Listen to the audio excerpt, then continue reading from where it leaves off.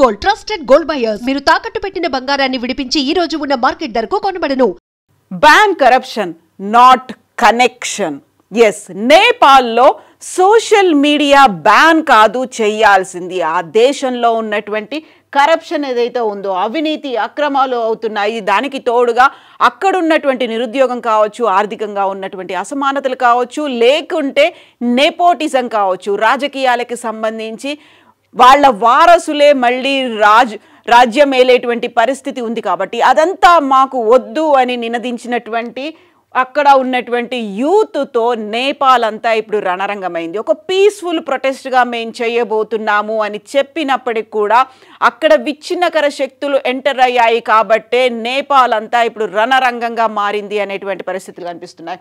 ఇక్కడ మనం చూస్తున్నాము, జరుగుతున్నటువంటి ప్రొటెస్ట్లకు తోడుగా అక్కడ ఉన్నటువంటి అధికార భవనాలు కావచ్చు, లేకపోతే ప్రజాప్రతినిధుల నివాసాలకి రక్షణగా ఉన్నటువంటి పోలీసుల ముందు, మిలిటరీలు, ఆర్మీ ముందు ప్రొటెస్ట్ చేస్తున్నటువంటి యూత్కి తోడుగా అక్కడ మార్షల్ ఆర్ట్స్ చేస్తున్నటువంటి వాళ్ళు కూడా తమ సంఘీభావాన్ని ప్రకటిస్తున్నటువంటి దృశ్యాలు.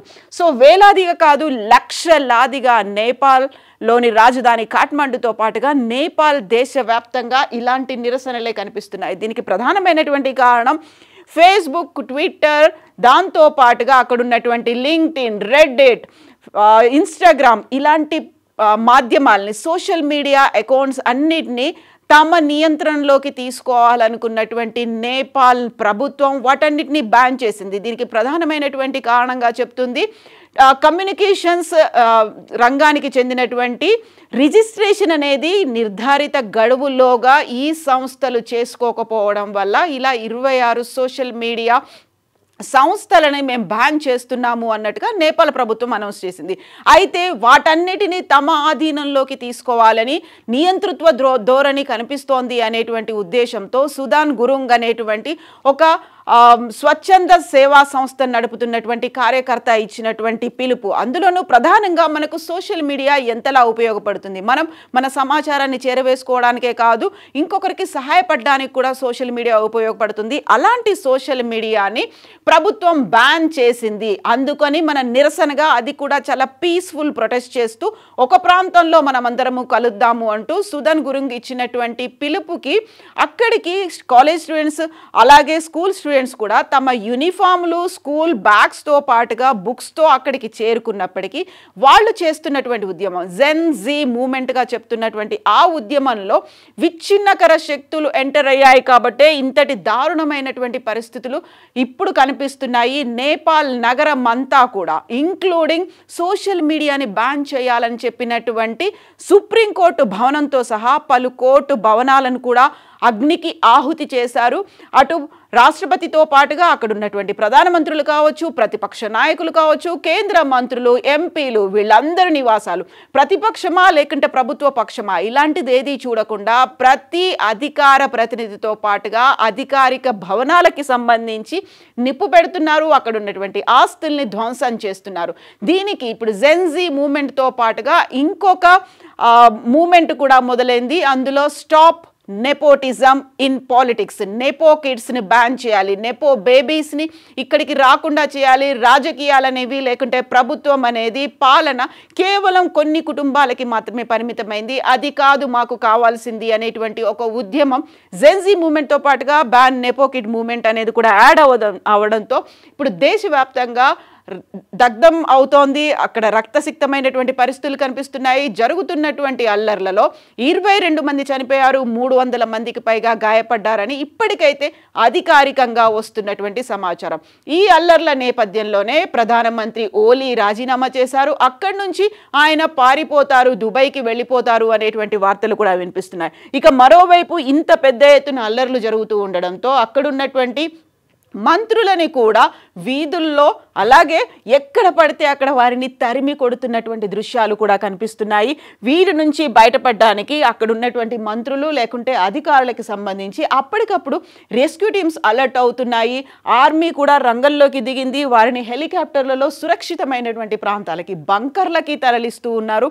ఇలాంటి ఉద్రిక్తమైనటువంటి వాతావరణంలో ఇక్కడ ప్రస్తుతం మనం చూస్తున్నాము ఇలా ఈ విజువల్లో పరిగెత్తుతున్నటువంటి వ్యక్తి, కింద పడిపోయినటువంటి వ్యక్తి కేంద్ర మంత్రి ఆర్థిక శాఖ మంత్రిని కూడా పట్టుకొని కొడుతున్నటువంటి దృశ్యాలు మనం ఇక్కడ చూస్తున్నాం. ఇలా ఏ ఒక్కరిని వదిలిపెట్టకుండా అధికారిక భవనాలే కావచ్చు, ప్రభుత్వంలో ఉన్నటువంటి ప్రజాప్రతినిధులు కావచ్చు, వాళ్ళందరినీ ఇలా వీధుల వెంట పరిగెత్తిస్తూ కొడుతూ లేకపోతే వాళ్ళ బట్టలు చింపుతూ నానా హంగామా చేస్తున్నటువంటి అక్కడ ఉద్యమకారులు కనిపిస్తున్నారు. కాకపోతే పీస్ఫుల్గా జరగాల్సినటువంటి ఒక ప్రొటెస్ట్ కాస్త విచ్ఛిన్నకర శక్తుల చేతుల్లో పడింది కాబట్టి అది దారి తప్పింది అనేటువంటి మాట సుదాన్ గురు చెప్తున్నప్పటికీ కూడా అది తీవ్రమైనటువంటి రూపం దాల్చింది. ఇలాంటి పరిస్థితుల్లో మన ఇరుగు పొరుగు ఉన్నటువంటి దేశాల్లో కూడా కనిపించాయి.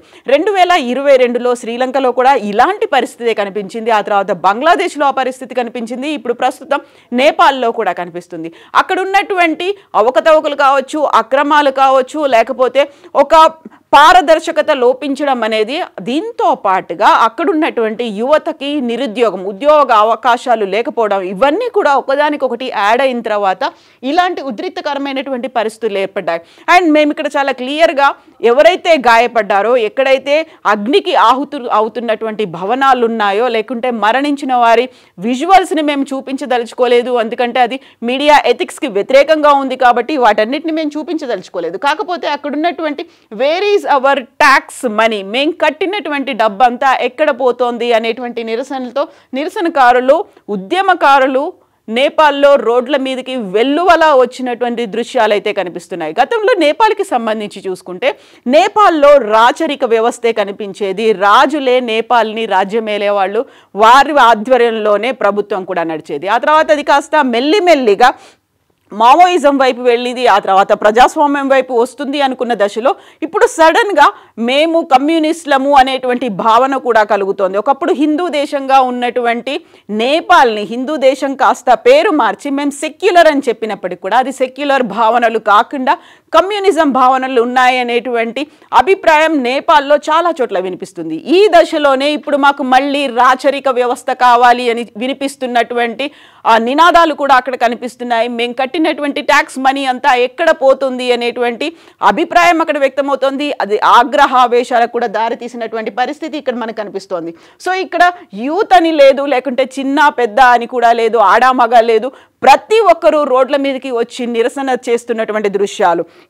ఇందులోనే ప్రధానంగా ప్రచండతో పాటుగా దేవ్బా, ఆ తర్వాత ఓలీ, ఈ వరుసగా వస్తున్నటువంటి ప్రధానమంత్రుల ఇళ్ల మీద కూడా అటాక్ చేసినటువంటి దృశ్యం. గతంలో అక్కడ ప్రధానిగా పనిచేసినటువంటి ఇంటి మీద కూడా, ఒక ప్రధాని ఇంటి మీద కూడా, మాజీ ప్రధాని ఇంటి మీద కూడా అటాక్ చేయడంతో ప్రధాని భార్య కూడా ఈ అగ్నికీలలకి సజీవ దహనం అయిపోయింది అనేటువంటి విజువల్స్ కూడా వస్తున్నాయి.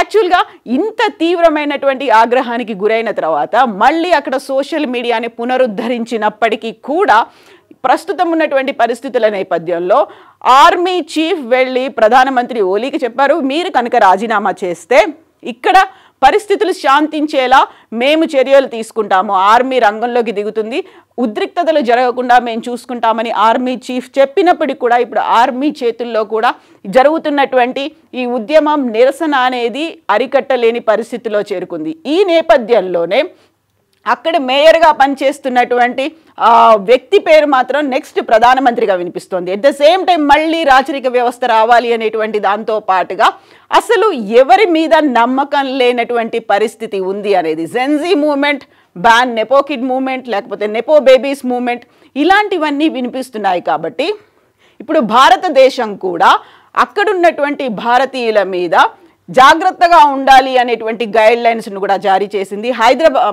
ఢిల్లీ నుంచి కాఠ్మండూకి వెళ్ళేటువంటి విమానాలన్నింటినీ రద్దు చేసింది. ఇక ప్రత్యేకమైనటువంటి మిలిటరీతో పాటుగా పోలీస్ బలగాలు కూడా అక్కడున్నటువంటి జాతీయ డొమెస్టిక్తో పాటుగా అంతర్జాతీయ విమానాశ్రయాల దగ్గర గట్టి పహారా కాస్తున్నాయి. ఆల్మోస్ట్ అన్ని దేశాల నుంచి నేపాల్కి రావాల్సినటువంటి విమాన రాకపోకల్ని కూడా బ్యాన్ చేశారు. మిగతా ఆస్తులన్నీ ధ్వంసమైపోయాయి. అటు కోర్టు హాల్ దగ్గర నుంచి ప్రతి ఒక్క భవనం, అధికారిక నివాసాలు, అధికారిక భవనాలు అన్ని దగ్ధమైపోతున్న నేపథ్యంలో ఉన్నటువంటి విమానాశ్రయాలనైనా కాపాడుకోవాలి అనే ఉద్దేశం ఇప్పుడు అక్కడ ఉన్నటువంటి రష్యాతో అక్కడ ఉన్నటువంటి ఆర్మీ అండ్ మిలిటరీ పోలీసులు జాగ్రత్త చర్యలు తీసుకుంటున్నారు. ఇక అక్కడ ఉన్నటువంటి భారతీయులకు సంబంధించి వాళ్ళెవరూ రోడ్ల మీదకి రావద్దు, సురక్షితంగా ఇళ్లలోనే ఉండాలి అనేటువంటి ఆదేశాలని కూడా భారతదేశ ప్రభుత్వం ఒక గైడ్లైన్స్ని జారీ చేసింది. అక్కడ ఉన్నటువంటి ప్రస్తుతం ఉన్నటువంటి పరిస్థితుల్ని ఎప్పటికప్పుడు అంచనా వేస్తోంది. యాక్చువల్గా ఇంత పెద్ద స్థాయిలో ఉద్యమం జరగడం శ్రీలంకతో పాటుగా బంగ్లాదేశ్ తర్వాత ఇప్పుడు నేపాల్కి సంబంధించి ప్రతి చోట కూడా ఇదే రాచరిక వ్యవస్థ అనేది కనిపిస్తుంది, లేకుంటే నెపోటిజం ఇన్ పాలిటిక్స్ అనేది కనిపిస్తున్నాయి.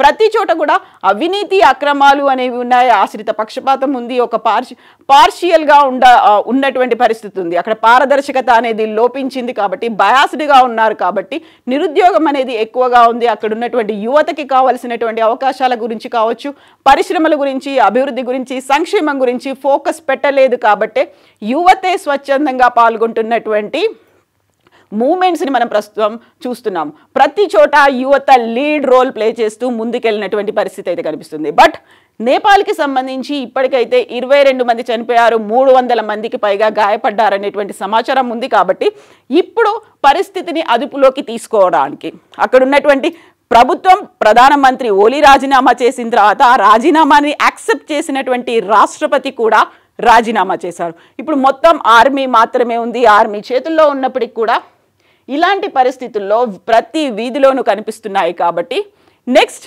తక్షణంగా ముందుకొచ్చి ఎవరైతే ఒక శాంతించేటువంటి ప్రయత్నాలు చేస్తారో, యాక్చువల్గా ఇమ్మీడియట్గా ప్రభుత్వ ఏర్పాటు అనేది కూడా ఉండాలి. రాజ్యాంగ సంక్షోభం కూడా జరుగుతోంది కాబట్టి అక్కడ ఉన్నటువంటి ప్రభుత్వం ఇప్పుడు క్రైసిస్లో పడిపోయింది, నేపాల్ క్రైసిస్లో పడిపోయింది. కాబట్టి వారిని శాంతింపచేసేటువంటి ప్రయత్నాలు కూడా మొదలు పెట్టాల్సినటువంటి అవసరం ఉంది.